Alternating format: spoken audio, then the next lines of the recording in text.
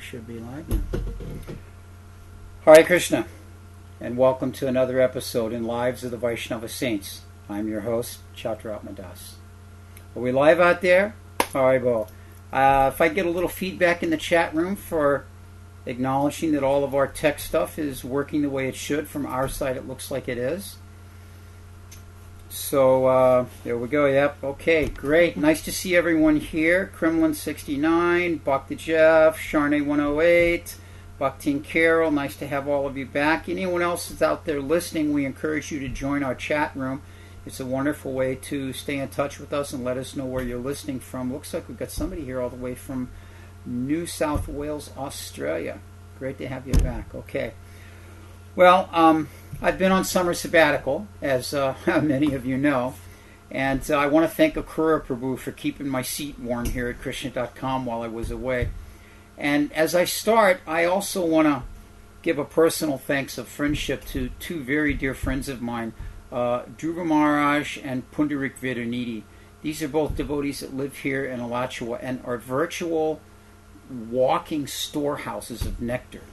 So I want to thank both of them for their encouragement and, just feedback and everything as I work these programs together. And I want to thank the staff here at Krishna.com also, especially my studio technician, Abhay Prabhu. He's been very steady here. And I'd like to remind all of you that Krishna.com brings you these programs free, right into your home without any kind of commercial support or advertising or commercial content on the website.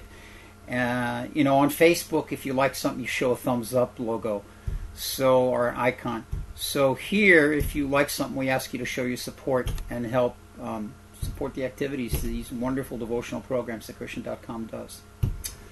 So, let me just, is there a way to, there we go, I can just put this right. Bingo. All right, there we are. So this past summer, I spent part of my time in Poland at the Woodstock Festival in Europe. More to the point, I spent time at Krishna's Village of Peace, which is an absolutely amazing preaching program organized by His Holiness Indradumna Swami.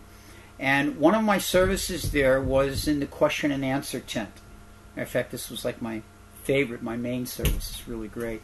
And all kinds of questions come from these kids at this festival, not just, matter of fact, none of what's the pain in your head and why do you wear a dress, but really thoughtful questions. And one question that regularly came up is, what is the role of women in Krishna consciousness? Well, this week is Ladies' Week. Today, of course, is the appearance day of Sita Thakurani, the consort and wife of Advaita Acharya.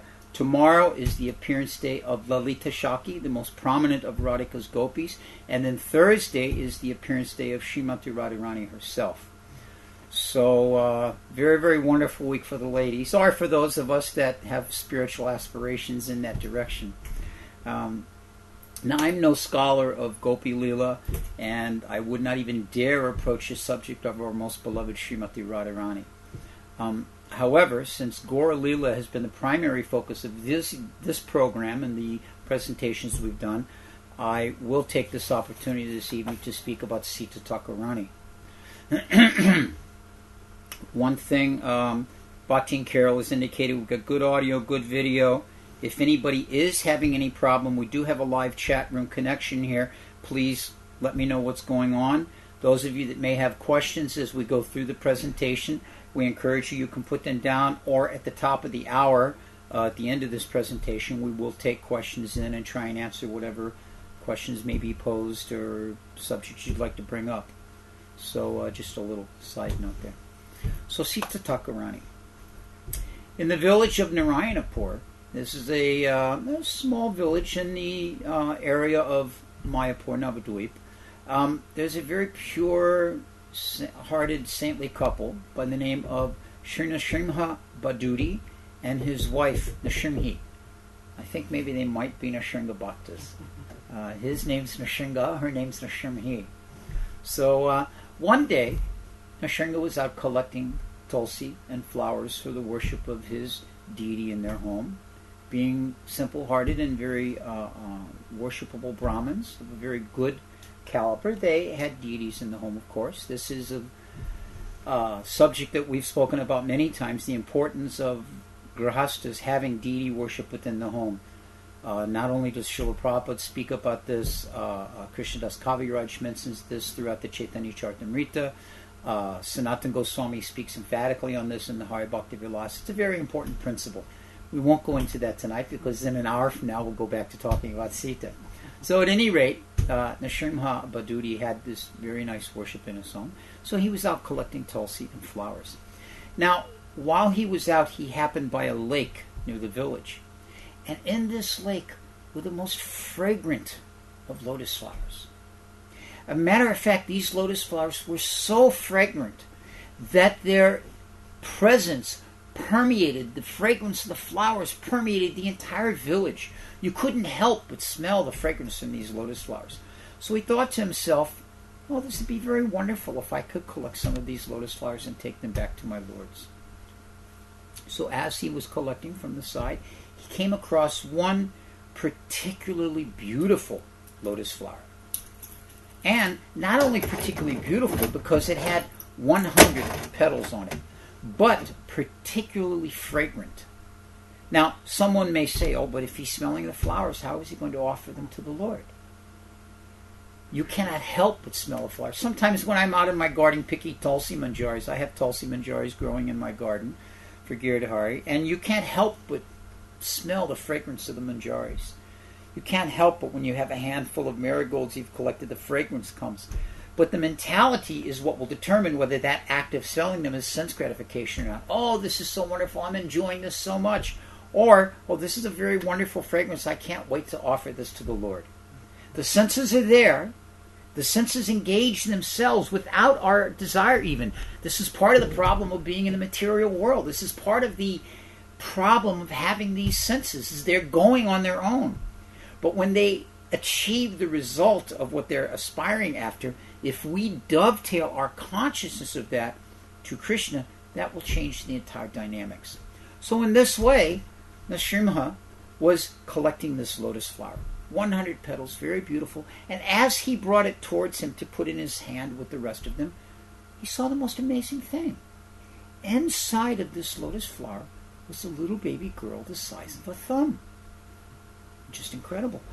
It describes that she was as beautiful as a lightning bolt, that her effulgence that emanated from her was so brilliant that Nrsimha assumed that she must be Lakshmi Devi herself. So he thought to himself, I'll take this jewel of a girl home to my wife. Now, interesting thing. His wife, Nrsimha, happened to be pregnant. And she happened to be giving birth at the time he was out collecting flowers. Now, of course, in the modern day, it's quite popular for the husband to be there at the birth of the child, and if that works, then that's fine. But it wasn't so much the standard in Vedic culture. The husband was not there when the child was born. There's some injunctions on this, but anyway, that's another subject. The point is that when he returned home, he presented this lotus flower with this beautiful baby girl to his wife. Now, his wife had just given birth to a baby girl as well. So they spoke privately. He privately showed her the girl, and they decided they would present the two girls as twin sisters. His wife said, if this child stays in our home, it will certainly be the mercy of the Lord upon us. And at that moment, the girl from the lotus flower immediately grew to the size of an infant child, the same as her sister. And the two girls became known as Sita and Sri. And it was understood that they were twin sisters to everyone in the village. So, of course, they grew into very, very wonderful girls. There are many, many pastimes associated with their activities. The jewels of the village, if you will. You can just imagine the appearance of these two girls and the beauty that they had. So, in this way, so many activities. One time, their father, being a dutiful Brahmin of very well-known reputation, would commonly host sadhus and saintly persons as they came through the village. So one time he was hosting a very well-known sannyasi of great mystic and yogic prowess. And he was very, very famous for this. The interesting thing was that when the two sisters came before him, he was completely incapable of focusing on any of his yogic performances. He was completely incapable of manifesting any of his mystic abilities. And he realized that my inability in this regards has never manifested itself before. This can only be due to the influence of these two girls. So, understanding them to be great saintly persons of some stature beyond him, he took durba grass, a very worshipable type of grass, along with kusa grass, and placed it in his mouth and bowed before them, offering selected prayers. So the two girls, they decided to have a little bit of fun. So they said to him, "My dear sir, why are you worshiping us? You are a greatly advanced and elevated sannyasi, a powerful yogi. Why should you worship us?" And he said to them, he said, "I understand the two of you to be the personification of Lakshmi Devi herself." He said to them, he said, "I beg from you and pray that you please give me liberation and allow me to attain the same form as Lord Vishnu in Vaikuntha." So Sita Thakurani, she said to him, she said, "Liberation? Did you say liberation? Why, liberation is the maidservant of bhakti. Bhakti is the source of all supreme spiritual service. One who gets liberation becomes very proud, and eventually they fall down from that liberated stage to take up mundane material activities. Liberation, you ask?" And then Sri said, "Liberation? To have the same form as Vishnu? This is a most horrible and abominable thought to one who has achieved bhakti. Let me ask you something, my dear sir. Is it better to be the honey or to drink the honey?" Very, very nice phrase. Is it better to be the honey or to drink the honey? The devotees of Lord Krishna, they derive ecstasy many, many times greater than that of the Lord himself by their service to the Lord. And you're asking for such liberation to have the same form? So they continued in this way to explain all of the different principles of devotional service to this sannyasi, and he eventually humbled himself and in due course became a very pure Vaishnava. So very, very nice benediction and mercy they bestowed. There was another time they were with their father, Nrsimha, and they had heard of a wonderful, wonderful devotional festival filled with great Harinam and filled with all types of sadhu sangha and filled with all types of devotional singing, and so they wanted very much to go. It was across the Ganga on the other side. So when they came there with their father, that time the Ganga was very, very unsettled. It was very windy, and there were waves and whitecaps, and no boatman would go out. So all the boatmen refused. "No, we are sorry, we cannot take you across." So the two girls did the most amazing thing. They each took an arm of their father, and they walked across the Ganga to the other side to take part in this wonderful festival. Now, of course, many atheists and non-believers, thinking, "Oh, these girls can do it, so can we," they also began to walk across the water, and as soon as they got to the deep parts, very quickly swam and flapped about trying to save themselves. And all the people would laugh at them. So these are just some of the amazing younger pastimes. Now, one day, Advaita Acharya Prabhu was bathing at one of the ghats on the Ganga. Now, we should mention that this particular day is not the particular pastimes of Advaita Acharya. We spoke about that at other times, and so we're not going to go into his entire background. But he was nonetheless residing in Mayapur. At that time, he had two houses. Actually, no, I take that back. At that time, he was just residing in Mayapur. He hadn't moved to Shankapur yet. So, at any rate, so Advaita Acharya was there at the Ganga taking his bath, and Nrsimha Bodhari Baduri and his two daughters, Sita and Sri, came forward. And when they came forward, they arrived at this bathing ghat by boat. And the two girls both saw Advaita Acharya at the same time. And seeing Advaita Acharya, Sita thought, such a pure form is not found in any human being. Why, his bodily luster defeats the effulgence and luster of gold. Why, he has arms all the way to his knees. His hands appear like lotus petals, lotus flowers, and the fingers on his hands appear to be the petals of the champak flower. I thought about this because I happen to grow champaks at my house. I have 5 or 6 champak plants. They're pretty common around here. And the interesting thing is that the petal of the champak flower is fine and long, and the tips of it are lightly colored. So you can just imagine the fingers looking like a champak flower. And she said, the soft lotus feet that he has make my heart feel very jubilant. So this was Sita. Sri, she looked at him, she thought, oh, she actually said to her sister, she said, I see that the storehouse of elegance has manifested itself on the bank of the Ganga. Millions of moons have descended to present themselves here in front of us. Such a divine fragrance is coming from his body. I cannot believe it. Matchless handsomeness such as is coming from his face cannot be found anywhere in the 3 worlds.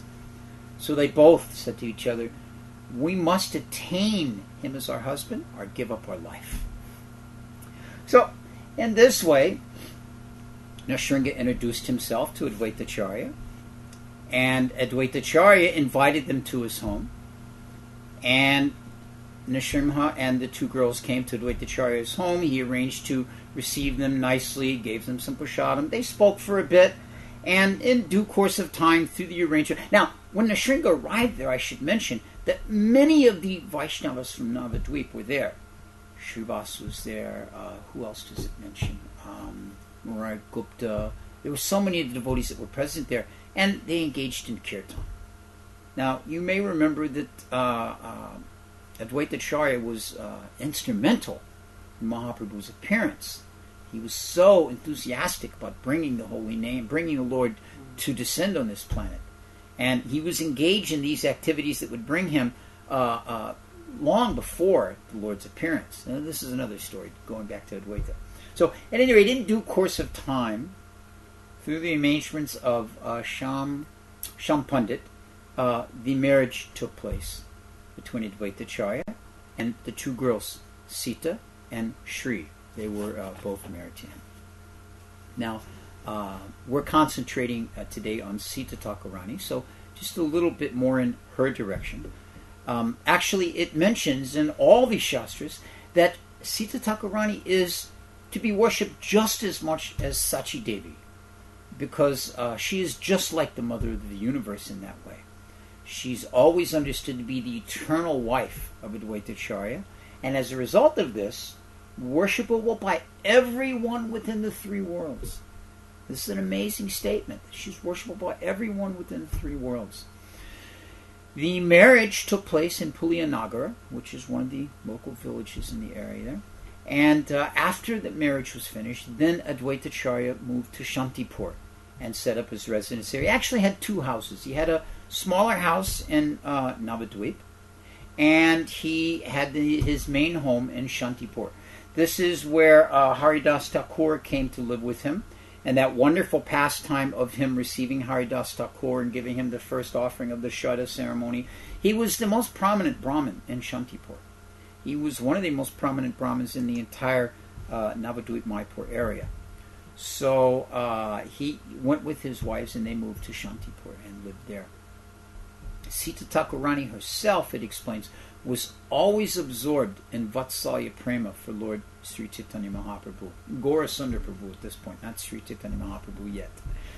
And out of parental concern, she used to always instruct Jagannath Mishra and Sachimata how to properly care for the young boy.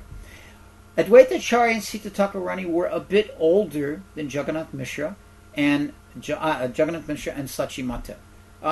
It doesn't exactly say how much. It's one of my, as you may remember from previous broadcasts, one of my hopes and desires to be able to chart out the exact ages of all these Vaishnavas in correlation to each other. It's sometimes a difficult task because the Bhakti Ratnakar may say one thing, and then the Gaura Gunadesha Dipika may say another, and then in the Gaura, Parishad Chaturvali, you'll find another indication. So, different things, but it's one of those things that I'll work on, and before I leave this body, I'll conclude it and present it to all of you. So, at any rate, she was a bit older, and so therefore she would speak in a very instructive manner how to care for the boy and what to do. Actually, it mentions that in Dwapara Yuga, during the pastimes of Lord Krishna, that she was present in the house of Nanda, and at that time did the same thing, gave Nanda and Jasoda instructions on how they should care for their child there.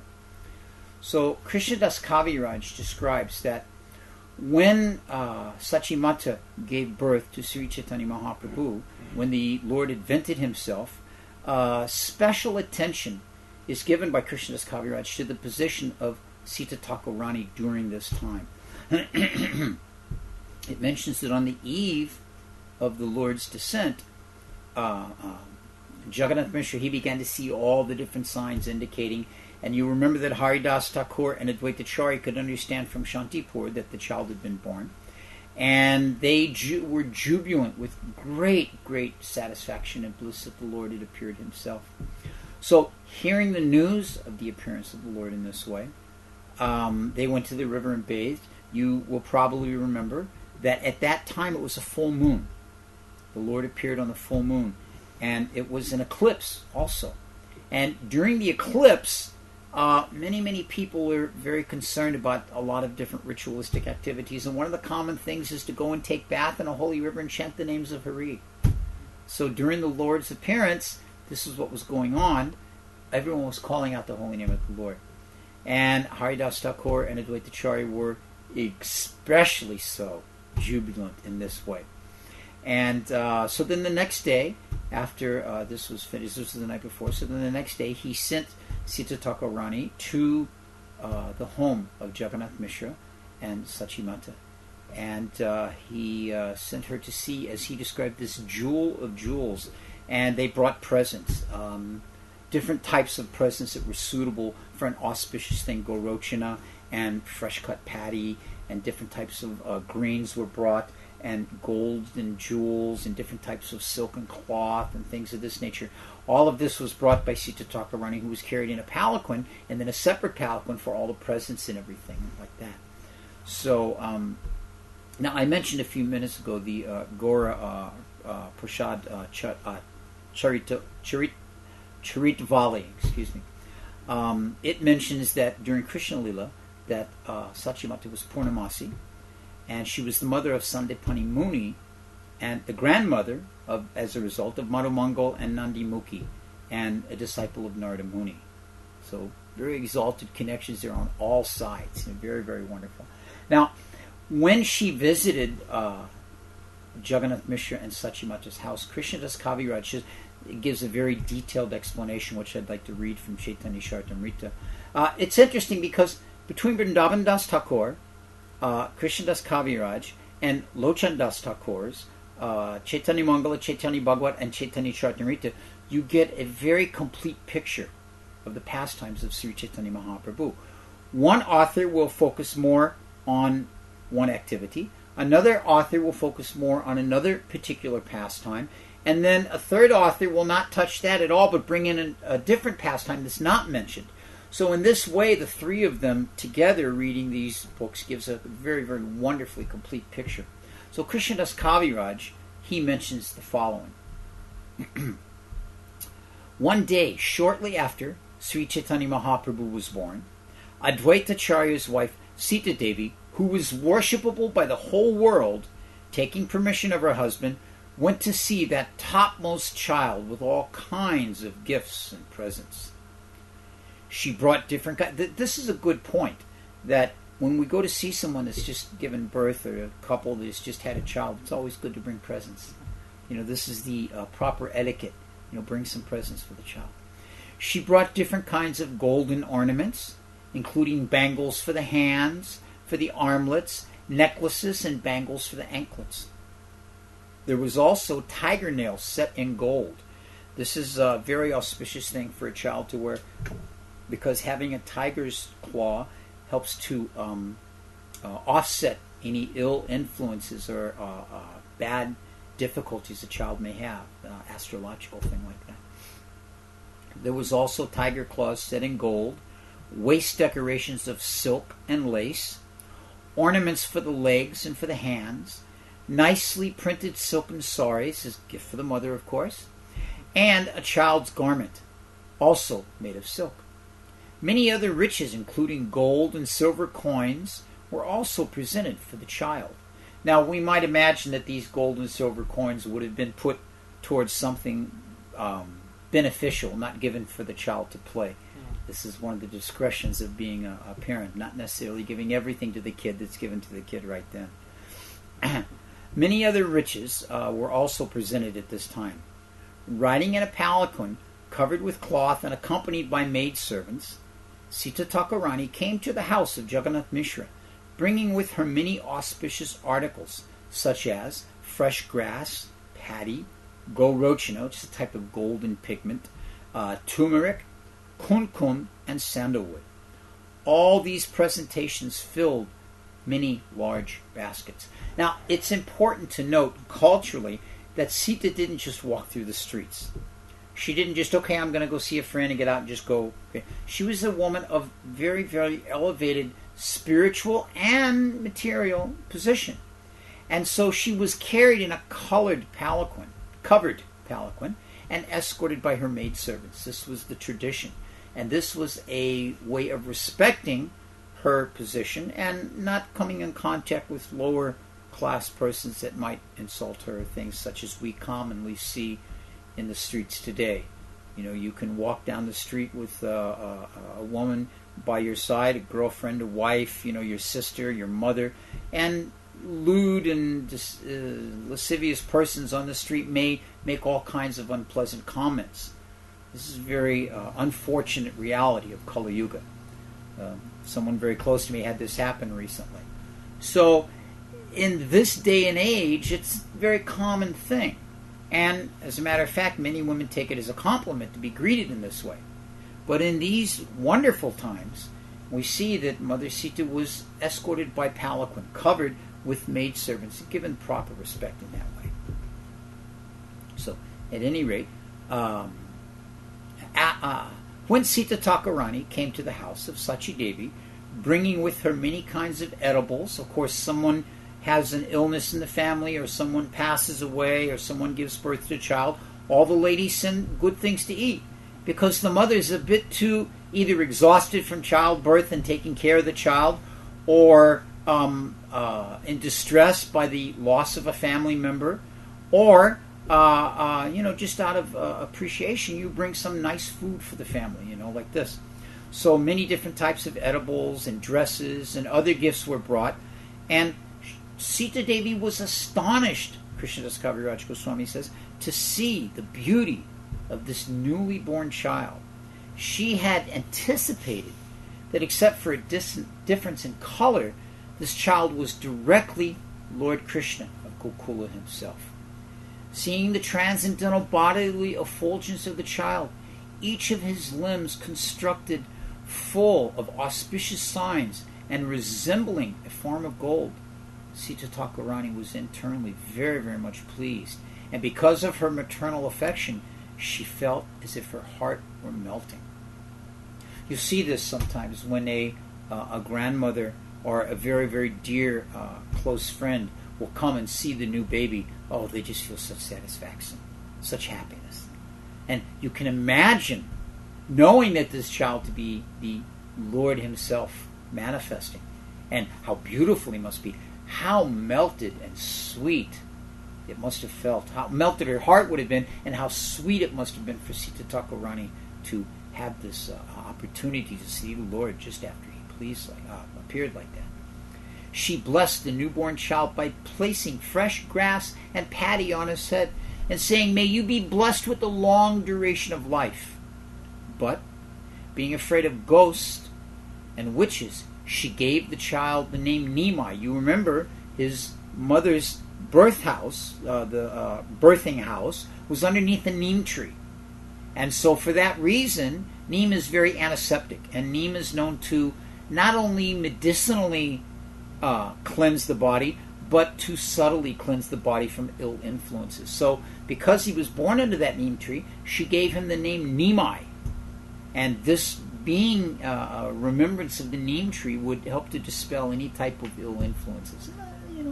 Being very kind in that way. So Sita Thakurani named him? Sita Thakurani gave him that name. Oh, he had many names, but Nimai was given to him by Sita Thakurani. On the day that the mother and son took garments, on the day the mother and son took their bath and left the maternity house, Sita Thakurani again gave them all kinds of presents and gifts and honored Jagannath Mishra. I mean, after all, the father's a part of the equation here, so she brought some goodies for him too. Then Sita Thakurani, in turn, being honored by Mother Sachi and Jagannath Mishra, was greatly happy within her mind and returned home. This is a conclusion of Krishnadas Kaviraj Goswami's statements. Now, this is important, that not only did she come and bring gifts and presents for the baby, bring foodstuffs and all types of presents for the mother, she brought things for the father, but they in turn appreciated her and gave presents to her as well. This is the loving exchanges that Rupa Goswami speaks about in his Upadeshamrita, giving gifts and exchanging gifts with other Vaishnavas. This is one of the 6 types of loving exchanges. And so this is an important thing. Just like in the Vaishnava tradition, on one's birthday, one may well get presents, it's a common thing, but one also gives presents. Gives some prashadam or gives some gift to others. According to their status and finances and position, they can do like that. It's very, very common on your birthday to sponsor a feast at the temple or to sponsor distribution of prashadam or something of that nature like that. So, very, very wonderful. So, it mentions then, back to our narrative, it mentions that from that day forth, that Sita Thakurani would regularly come from Shantipur to Mayapur, and in order to spend time with Sachimata and help her understand how to care for the new baby and take care, because you will remember that Advaita and Sita Thakurani and Shri, between them, they had 6 children. So 3 sons that were said to be proper Vaishnavas, following in the line of Advaita Acharya, and 3 that were a little less so. So in this way, she gave many different instructions to Sachimata and Jagannath Mishra on raising the child and properly taking care of him. And after helping this way, then she returned back to Shantipur and then stay for some time and then later come back like that. So back and forth she was traveling in this way, When it came time for the child's first birthday ceremony, Jagannath Mishra and Sachi Devi let the most worshipable of personalities, Sita Thakurani, be the one to give the child his first new clothes. Srila Prabhupada mentions that although his father was not a very wealthy man, he was well-to-do enough that whenever there was a proper occasion, such as a birthday or a religious celebration, there would be new cloth for each of the children. So this is a tradition on the birthday to give new cloth, and so this is an honor who gets to give the first present, the first cloth, and they would defer this to Sita Thakurani. Now it mentions that Sita Thakurani and Sachimata were of one mind. Now what do you think that mind would have been? The baby Nimai was their life and their soul. Every day they would be completely absorbed in how to properly care for the child. What was going on in the child's life? Whether he was here or there, was he comfortable? Did he need something? And this they were completely absorbed. Actually, it mentions also a little bit later, I was going to mention, but Srivas Pandit's wife, Malini Devi, also was of the same mind. She was constant. She was older, like Advaita Acharya and Sita Thakurani. Srivas and Malini were older also, almost like grandparents, you might say. You'll remember that when Nityananda was living with them, they were quite elderly, and some of the very amazing pastimes of Lord Nityananda took place in that home. At any rate, it mentions that these 3 ladies were completely absorbed in serving Lord Chaitanya like a mother. I mean, Chaitanya Mahaprabhu had 3 mothers for all practical purposes. Sita Thakurani, his own mother, Sachimata, and then Malini Devi. Like this. So. It mentions that in Jagannath Mishra's home, that this divine child, Nimai Pandit, was able to increase the pleasure of his parents, the perfection of their eyes, the satisfaction of the mind of all the devotees that came to visit. Just like the waxing moon gives satisfaction upon seeing it in this way. So in due course of time, you'll remember that before Nimai Pandit was born, he had an older brother, Vishvarupa. And after several years, when Jagannath Mishra's son Vishvarupa grew up, he decided to take sannyas. This was somewhat under the advice, influence, association of Advaita Acharya and other factors, but he took sannyas. This caused great agony and grief to Jagannath Mishra and Sachi Devi, that their son had left home in this way. Our first generation of devotees was in the Krishna consciousness movement. Some of our parents were greatly aggrieved at our leaving and joining Srila Prabhupada. There were many different exchanges with some of our parents and Prabhupada, but it was a great suffering for them. Some of it passed, some of it is still there. But at any rate, the same type of suffering on a much more spiritual realm, of course, was there with Jagannath Mishra and Sachi Devi. And at that time, Advaita Acharya sent Sita Thakurani to console the two of them, and it mentions that she was a great shelter to Sachimata, and for 4 days after Mahaprabhu left, she stayed with Sachimata, Sita Thakurani did, and consoled her and took care of her, and just was a associate for her at this most difficult time of the departure of her son Vishvarupa. So, after exhibiting his childhood pastimes, as Nimai Pandit, eventually the Lord progressed into his Kaishori age and his youthful pastimes. And Sri Chaitanya Mahaprabhu, at one time during this would be when he was so younger, and Nityananda had come to join him. We're kind of jumping along in gaps here because we're bringing in different personalities without giving their entire background. And many of you know the background of these different persons. But at any rate, Chaitanya Mahaprabhu had begun to associate with Nityananda. And so one time they went to the home of Advaita Acharya in Shantipur. And while they were there, they asked if they could have a festival. And they wanted to perform Krishna Kirtan all day and all throughout the night. This was their desire. So the downright spiritually beautiful nature of the subject of such a festival has been described very nicely by Parameshwar Das Thakur in his Sri Kalpacharu. Now, those of you with a good memory will remember that simply by uttering the name of Parameshwar Das Thakur, one can get love of God. So in unison, everyone out there, 1, 2, 3, Parameshwar Das Thakur. This is directly from the Chaitanya Charitamrita.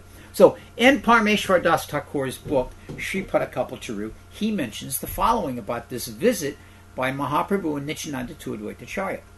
One day the Lord laughed, having arrived in the temple of Sri Advaita, and thus the son of Sachi took his seat there. Along with Nityananda, Advaita sat down as well, and the two of them began playfully assessing the idea of having a great festival. Hearing this, Sita Thakurani entered the room smiling. At that time, in sweet words which would have made the mind of those who heard it very blissful, the son of Sachi ruled that there must be a great festival. He said, "Listen, Sita Thakurani, we shall extend invitations to all the Vaishnavas of different areas who live near here. Let whoever hears the sound of our song resounding throughout the air come and join us in this kirtan. We shall invite one and all to this kirtan festival." Saying this, Sri Gauranga began to give orders to the devotees. "You invite all the Vaishnavas. You get the mridangas and kartals prepared. You make sandalwood paste and a guru for distribution to all the guests when they come. Have everything ready at the bathing ghat to receive everyone that comes by boat." Carrying out these assignments very expertly and garlanding all the devotees of flower garlands, the devotees gathered together in a circle for an uproarious kirtan. Hearing the words of Mahaprabhu, the devotees followed his orders with great affection, collecting garlands, sandalwood, betel, ghee, honey, milk, and everything essential for worshiping the Lord and his devotees. The different gifts and fragrant articles for the devotees and the Lord were then distributed in proper ways. The kirtan began at midday. After that, everyone in the area was chanting the names of Hari, Hari, and the mridanga made the whole kirtan very auspicious. Thus swims Parameshwar Das Thakur in the Rasik pastimes of the Lord's kirtan. Now, why did I mention this particular pastime? Because it takes place at the home of Advaita Acharya, whose wife is Sita Devi. Now, if you, as the husband, invite many devotees to your home, who's going to be arranging everything? The wife, at least with some help. But so we see that at the beginning of this, Sita comes in and hears this and smiles very sweetly, thinking this to be a wonderful idea. Excuse me. Thinking this to be a wonderful idea and very excited about the concept of a festival being here. So she has to assist in arranging, okay, put the garlands here and the sandalwood here, and okay, bring the honey and milk here to the kitchen, and all these different things. So in this way, she was conducting all the activities that were bringing about the manifestation of this incredible kirtan. So after some time of these different activities of the Lord, he went to Gaya. And then the real true purpose and reason of his appearance began to manifest when he returned. He would gather all the devotees at the house of Srivasangam, and the real kirtan party for which he inaugurated his appearance began to take place. Now, at this time, Advaita Acharya would come from Shantipur to Mayapur, and he would come with Sita Devi, and they would engage in worshiping the Lord with all types of different paraphernalia.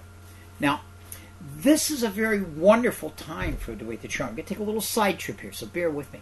This is a very wonderful time for Advaita Acharya, because Advaita Acharya, you may remember, is the disciple of Madhavendra Puri. Madhavendra Puri is the guru of Ishvar Puri. Ishvar Puri is the guru of Sri Chaitanya Mahaprabhu. This makes Advaita Acharya the godbrother of Ishvar Puri, who's the guru of Mahaprabhu. Now, the general tradition, the proper Vaishnava etiquette, is that one worships the godbrother of the guru on the same level as the guru, provided, of course, that that godbrother is qualified. Now, if that godbrother happens to be a Ramachandra Puri type of godbrother, as we see from the Chaitanya Charitamrita pastimes in Jagannath Puri, one may not engage in worship. But the point is that one should respect the godbrother of the guru in the same way one respects the guru. So, this was the nature of the relationship that Mahaprabhu had with Advaita Acharya. Advaita Acharya simply wanted to be able to worship Sri Chaitanya Mahaprabhu as the Supreme Personality of Godhead for which he knew him to be. And this is one of those opportunities where he was able to do that. As the Lord began to manifest his Navadvip Kirtan Leela upon returning from Gaya, then Advaita Acharya received him with his wife, and they performed a grand worship and arti and foot bathing and garlands and sandalwood paste and so on and so on. Very, very much to the satisfaction of Advaita Acharya. After that, Lord Chaitanya didn't let this type of exchange come from Advaita Acharya.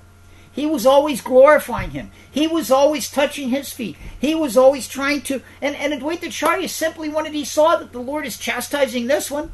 The Lord is being strict with this one. The Lord is giving instruction to that one. Why does he not treat me in this way? This is all I desire. So, of course, we know this wonderful pastime. Advaita Acharya returned to Shantipur. He said, "You're giving your mercy to everyone except me. So I'm leaving." So he returned to Shantipur.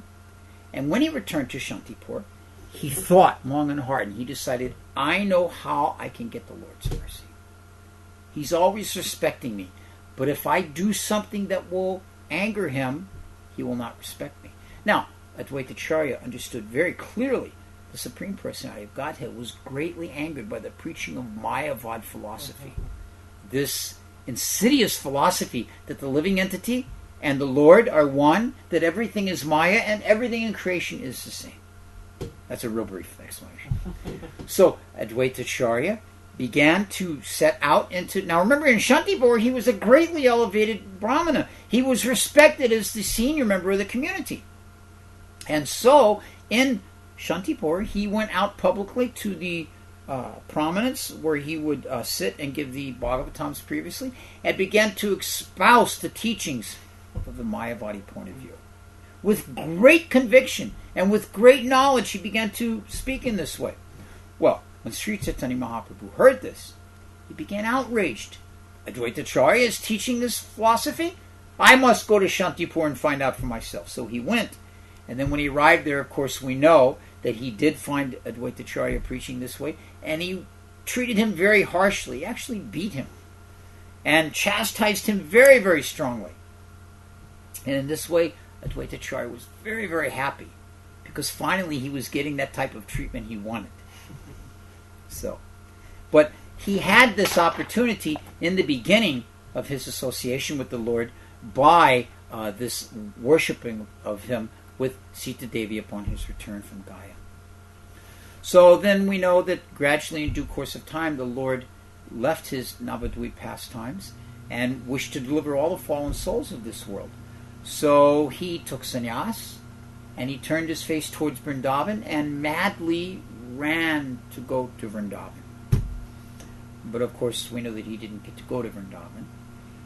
And so when he left again, Sita Thakurani went to console Sachimata. By this point, Mahaprabhu's father, Sachimata's husband, Jagannath Mishra, had departed from this world. Sachimata's oldest son had taken sannyas. Now her second son had taken sannyas. She had nothing left.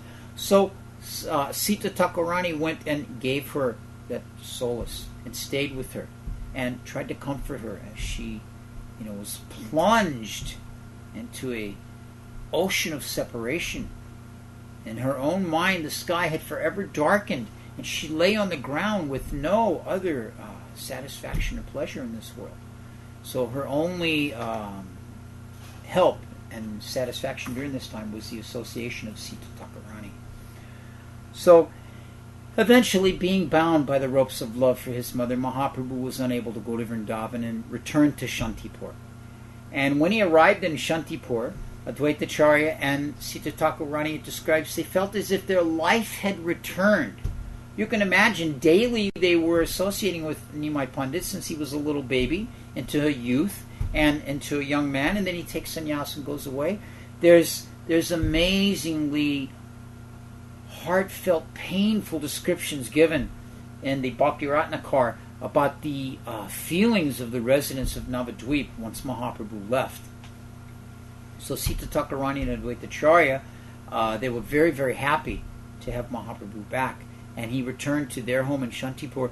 And in that very motherly way that Sita Thakurani had always had, she prepared the Lord's favorite foods. Now, he had fasted for 4 days during his travels.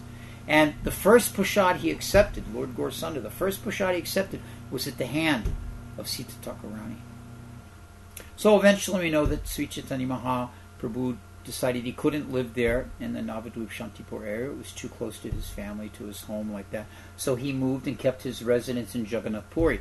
And that every year, led by Shivananda Sain, who we've spoken about many, many times, the devotees would travel en masse to go to Puri for the Rath Yatra festival and to get the association of Sri Chaitanya Mahaprabhu.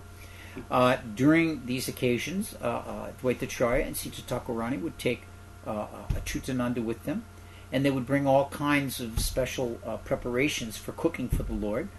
And they had their own home there. Advaita Acharya had a house he would stay in there. And so they would arrange all these incredible meals to cook and invite Sri Chaitanya Mahaprabhu to come. And being overwhelmed in that original Vatsalya Prem that Sita Thakurani felt, she would again serve the Lord with her own hand, just like this was her young child, in this way. So In this way, we can see this wonderful mood that Sita Thakurani had for the service of Sachimata, service of Sri Chaitanya Mahaprabhu himself. And this is just a little glimpse into some of the pastimes of Sita Thakurani, a very small little glimpse, but an idea of some of the things that we can think about and remember as we go through this week. Now, I had also mentioned that, this is tomorrow is the appearance day of Lalita Shaki.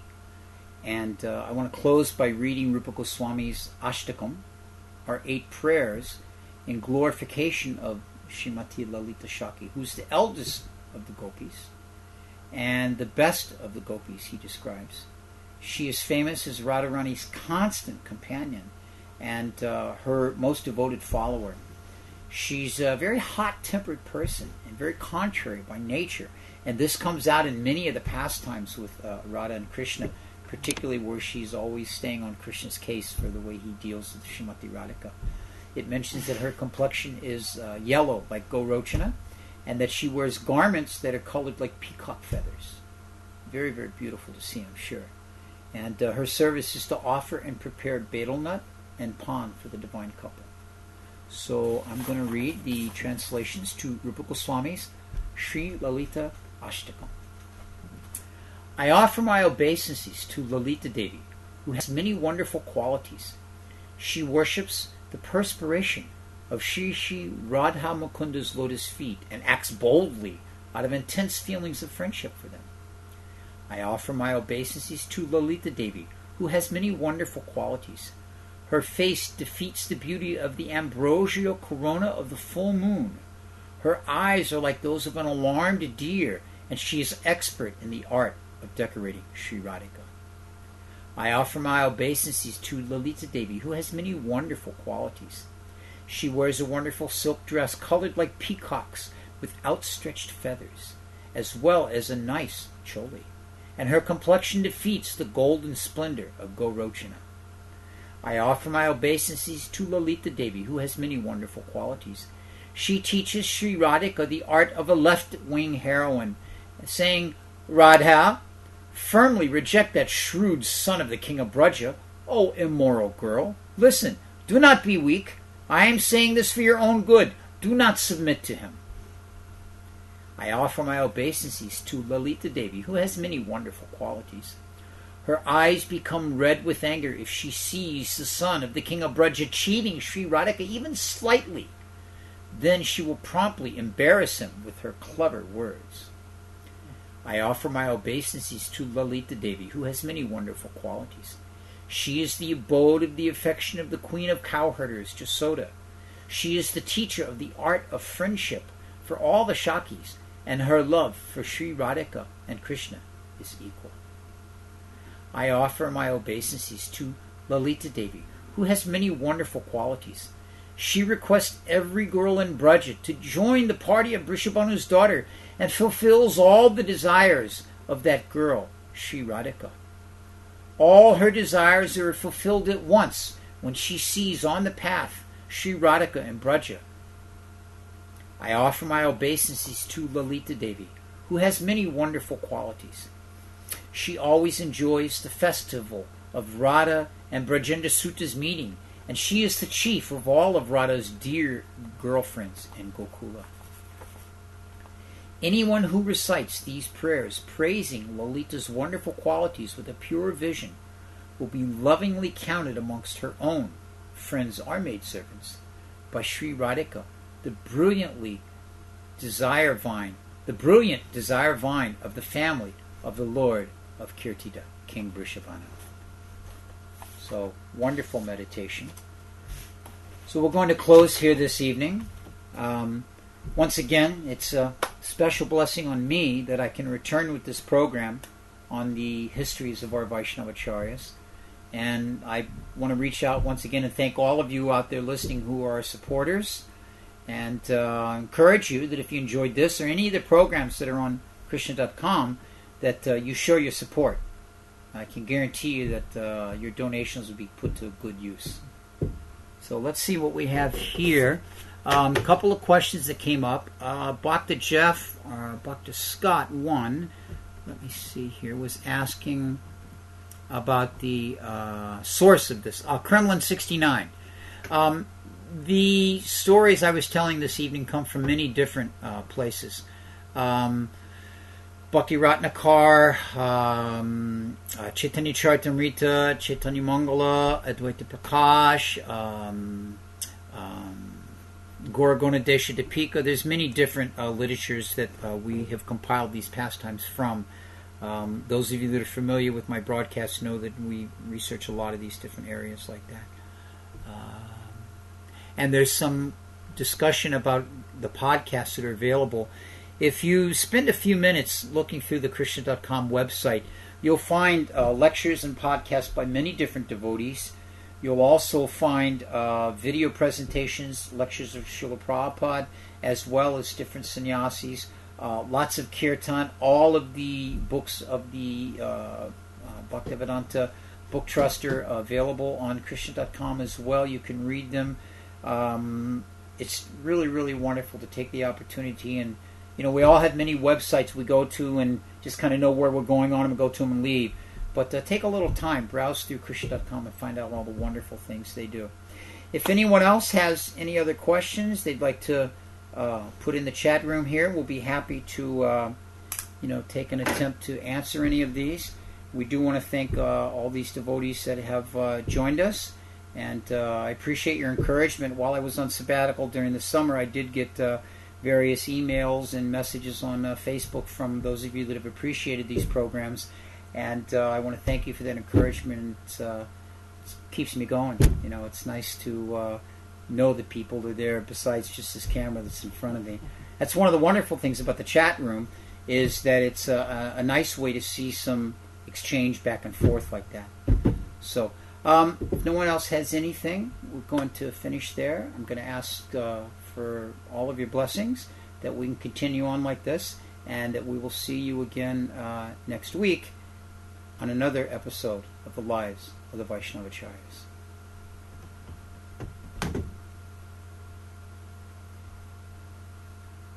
Hare Krishna.